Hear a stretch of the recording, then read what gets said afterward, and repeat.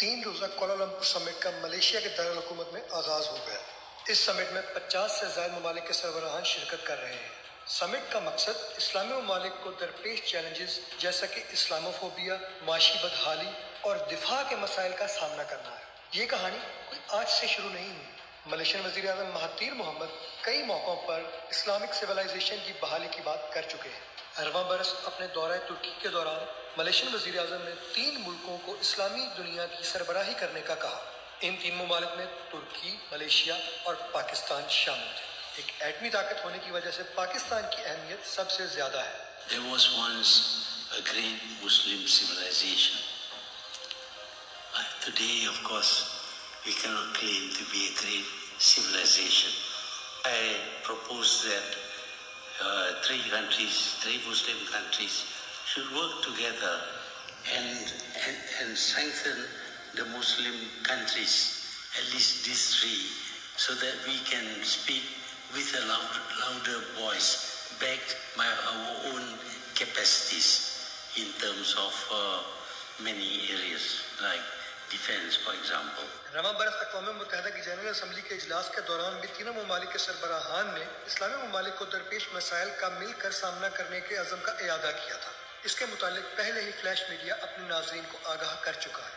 एकदम ऐसा क्या हुआ कि पाकिस्तान ने इस समिट में शिरकत से माजरत कर ली, जबकि सबसे ज्यादा फायदा शायद पाकिस्तान को ही था। कश्मीर इशू पर जहां सऊदी अरब और मुत्तहिदा अरब अमीरात जैसे ममालिक खामोश रहे, वहां तुर्की और मलेशिया पाकिस्तान के शाना बशाना खड़े रहे। दोनों ममालिक ने हर लिहाज से पाकिस्तान का साथ दिया। We speak our minds and we don't retract and change. We felt that the people of Kashmir have been given this, have benefited from the resolution of the UN.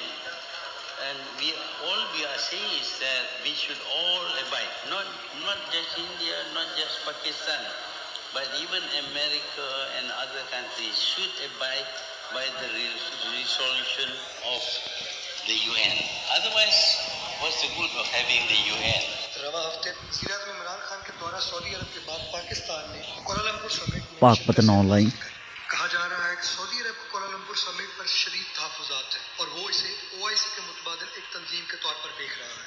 लेकिन मसला इतना आसान नहीं। जहां अमेरिका और पाकिस्तान में दूरियां बढ़ रही हैं, वहीं पर रशिया और पाकिस्तान के ताल्लुकात में बेहतरी आती जा रही है। इसकी मिसाल रशिया का पाकिस्तान में सरमायाकारी करने का हालिया ऐलान है। रशिया की पाकिस्तान से बढ़ती कुर्बत अमेरिका को एक आंख नहीं भा रही।